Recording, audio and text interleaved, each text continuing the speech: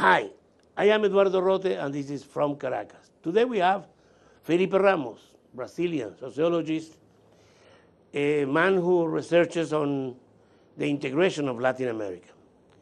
We're going to chat about the next runoff elections in Brazil. Hello. Hi. How are you? Fine, Well, thanks. the first question, of course, is where the votes, in which direction the votes are going to go in this election in Brazil? Where the votes of the third candidate, Marina Silva, are going to the PT, to Dilma Rousseff, or going to the Social Democrat Neves? Well, that's the great question in this moment. There is a competition, there is a kind of struggle for this kind of votes. People who voted for Marina in the first round, trying to vote for a new politics, for a new discourse on politics in Brazil, and now they are figuring out who to vote for. There are some polling surveys that show that Marina Silva will not be able to transfer all her votes on the first round to any candidate who she will support. So it's a thing that's open right now. And there's the same survey affirms that like 29% of the people who voted for Marina will not vote for a candidate Marina will support. So there is a kind of rejection of the support of Marina. So it can be a surprising thing that Aécio Neves could not expect when he tried to have the support of Marina. On the other hand, Lula is a great supporter. This is the candidate that the former President Lula says that he will support. 39% of the people will support this candidate that Lula will say that he will support. So things are not as Aécio Neves and Marina Silva expected like 1 week or 2 weeks ago. Yes, well, nobody wants the endorsement of Marina Silva. It's the devil's endorsement now. Well, that's a mystery. But another mystery is we know the position of Aécio Neves about the United States. It's absolutely pro-U.S. But what is the position of Aécio Neves about the unification of Latin America and the actual situation? Has exposed any kind of agenda about it? Indeed, Aécio Neves is so close to the U.S. That's a fact, but it sounds like a joke. That when he was elected governor for his first time in the state of Minas Gerais in Brazil, he went to the U.S.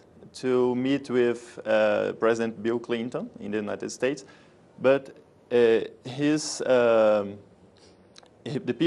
staff paid for him to have a picture of him with President Clinton. And so this is how much he likes and he enjoys this kind of relationship with the U.S. It's more than the ideological, no? And so, and for the Latin America, this kind of position, of course, will have a very strong consequence. We have today an agenda that's very clear towards the regional integration.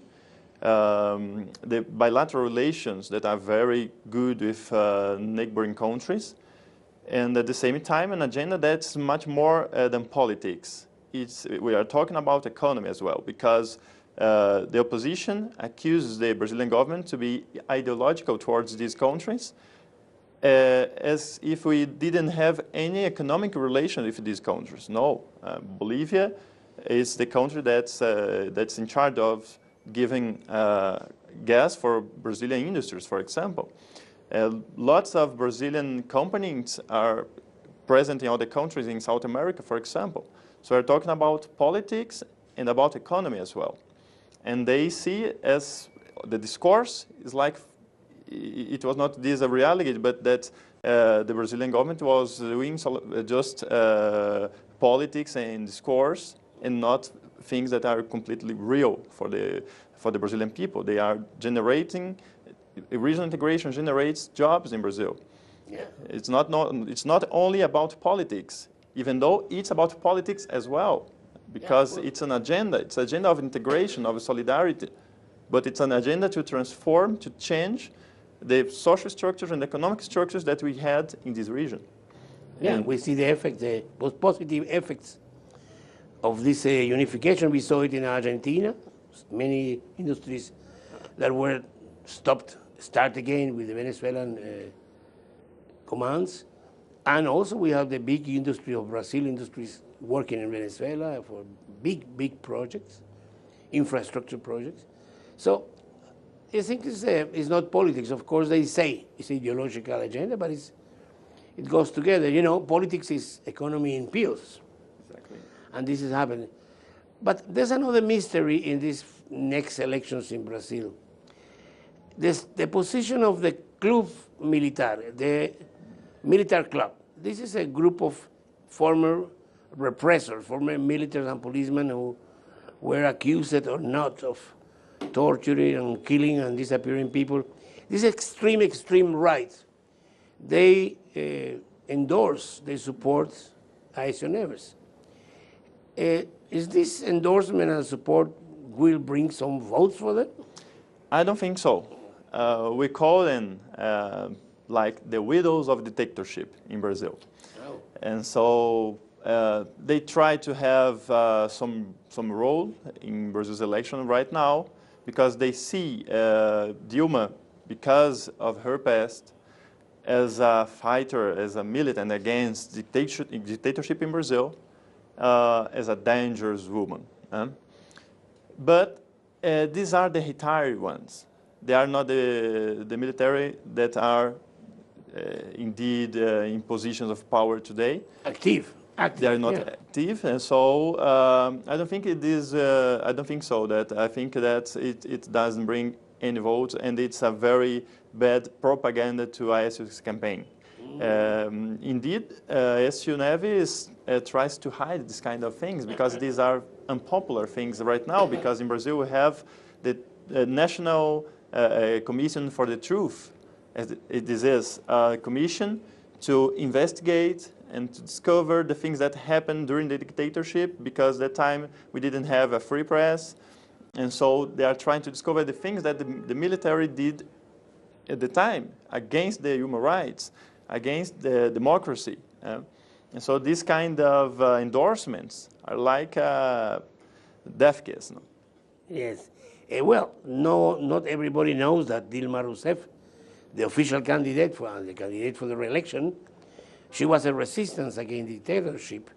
She was imprisoned, tortured, and almost killed. She was a fighter. That's why they consider her as a dangerous woman. Exactly. The personal histories of the two candidates are very different. Meanwhile, in her youth, Dilma Rousseff was struggling against the dictatorship in Brazil. He was tortured. She was persecuted by the dictators at the time. She was arrested without right to defend herself. We have, after this, she struggled for her democratization. She was always on the right side of history, as we say. And Aécio Neves comes from a family of political elites in Brazil. And he, during his youth, for example, enjoyed his life as much as he could. So Was a playboy. Exactly, and so as how he's named in Brazil. And so I think they are two completely different trajectories of life, two different walks of lives. And because of this, the propaganda, the political propaganda in Brazil for both sides are trying different strategies. Dilma tries to show his past, and Aécio Neves tries to hide his past. Well, that's one thing that always comes when we talk about Dilma Rousseff and the votes. Brazil is divided somehow in the election because the north of Brazil, the northeast of Brazil, votes for Dilma completely. She is really powerful there. But the south of Brazil is more conservative. Exactly. Well, we have southern Brazil that's most developed economically. And we have another part of Brazil that was excluded, historically excluded. And this generates this kind of political divide that we have today in this election. This runoff is like a picture of the situation in Brazil. Because the PT, we could say that is a victim of its own success. This is, when Lula came to power in 2002, The PT, the party, the Workers' Party, Workers' Party in Brazil, yes. the party of former President Lula and President Dilma Rousseff, when they took power in 2002, they started to implement a lot of social policies, but keeping an eye as well in the macroeconomic stability and the creation of opportunities for all, not only for the poor ones. Middle class improved in Brazil as well. And including, we could say, the elites had its share. So the problem is that the middle class, when they improve it, we have three parts of the electorate, like the upper ones, the middle class, and the poor people, the working class. The working class vote for Dilma because they are completely aware of the improvement they had in these 12 years. The elites, of course, don't vote for Dilma. But the middle class, this is the strata of the population that will decide the election because they improved, they increased in number, in percentage of the population, but they don't have a strong political position. They don't have class awareness, as we say. And so they know they improved in the last few years, the years that coincide with the administrations of PT.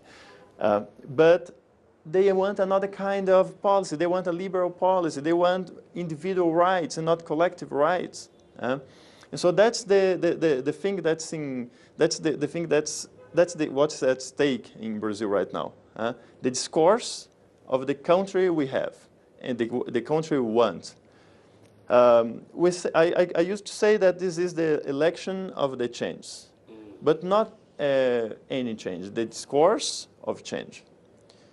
The person that will win the election is the candidate that can convince the people that they represent the change. The real change. The real change. So what's the change? Of course, if Dilma Rousseff and the Workers' Party is in power since 2002, we are talking about 12 years in power. So how a party that is already has 12 years in power can represent the change? So it's a challenge for the Workers' Party. But on the other hand, we have another party who already had its experience in power before the Workers' Party. And what's a social tragedy in Brazil?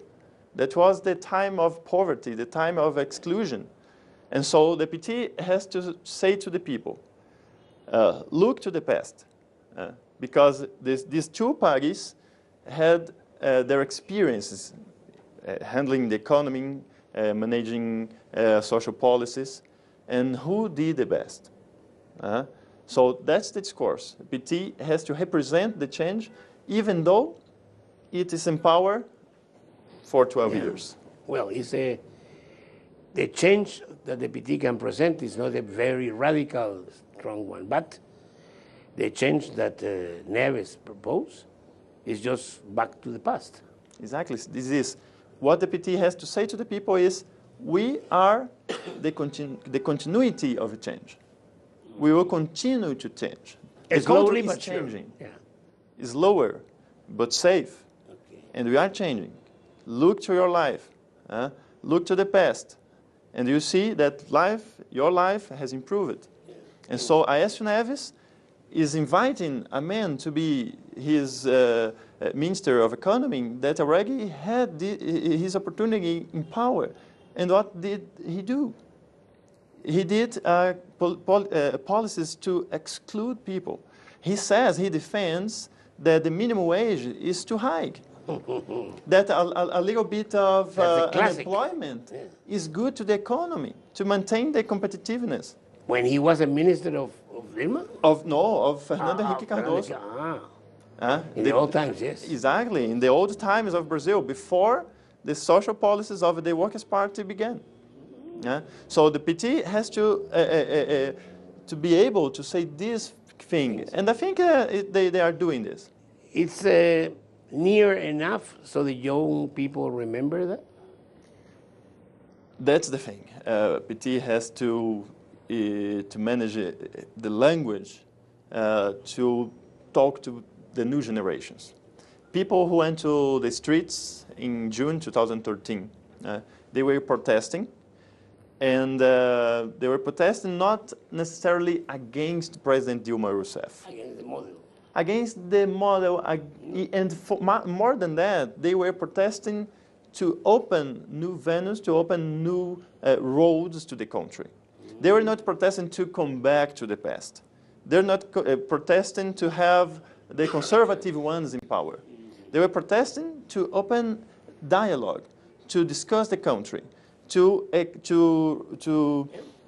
try to push the government to the left, to defend the right to live in a society in which public goods are the core of the social policies, not only the improvement of people individually as consumers, but as citizens. It was a struggle for citizenship. And so PT has, the Workers' Party, the party of Dilma, has to say this for these youngsters. You were on the streets, but you were for the new thing. I ask you, is the old thing. And that's a cultural question.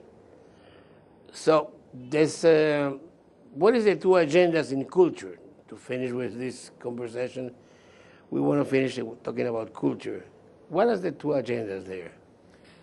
Well, Brazil, during the administrations of Lula and Dilma, has tried to create opportunities, cultural opportunities for lower class people. And that's because we had an improvement in educational levels of the people. The government created like dozens of new universities. There are social programs for people, for young people, to have improvement in the quality of the jobs and to improve the skills of the young people as technicals, as people who operate in their jobs. There were some kind of programs to send young people abroad in order to study in the best universities of the world. So this has elevated the general level of cultural skills of the population. Because of these kind of social policies, people can ask more. In culture, we can say that we have, at the same time, the concentration of the cultural production in Brazil. For example, Rio de Janeiro is the cultural center of Brazil, in order to produce the soap operas, the things that people watch in television. They concentrate the theaters as São Paulo as well. So São Paulo and Rio de Janeiro are the cultural axis of Brazil. More than economic and political ones, they are as well the cultural center of the country. The last administrations tried to change this scenario into the concentration because Brazil is very known worldwide, not only, not mainly, better saying, because of the São Paulo produces in culture, but because of other regions in Brazil producing. For example, the northern region of the country that has an Amazonic culture that's very important. The indigenous culture. The culture of northeast of Brazil like in Bahia, that's my state where I was born, that's completely full of cultural goods, for example. So these were the social policies that Lula and Dilma try to push, try to implement, to deconcentrate. It's not that easy, and it's a change that takes time. But what's in discussion in these elections is a model that tries to privilege what's already the mainstream, and another one that's opportunity for other voices to emerge. Well, Felipe, it's a pleasure to have been It's a here. pleasure to be here. Hope to see you Thanks again. for having And me. now we have to wait to see the answer to this mystery of the Brazil election. Exactly. In a democracy, the people will decide. Okay, I am Eduardo Rote, and this was from Caracas.